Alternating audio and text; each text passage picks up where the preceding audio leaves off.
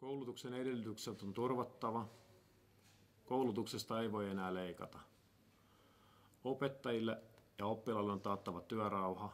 Työelämän ja oppilaitosten yhteistyötä on tiivistettävä. Ihmisarvoinen vanhuus on perusoikeus. Pienistä eläkkeistä ei voi enää leikata. Poliittisista virkanimityksistä on luovuttava.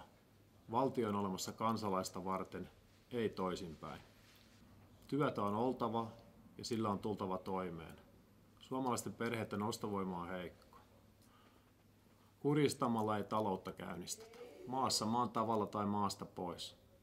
Maahanmuuton ongelmista on voitava keskustella ilman pelkoa leimautumisesta rasistiksi. Se on paitsi suomalaisten myös maahanmuuttajien suuren enemmistön etu. Suomi EU:ssa. Stoppi europelleilylle. On aika ajaa Suomen etuja EU:ssa.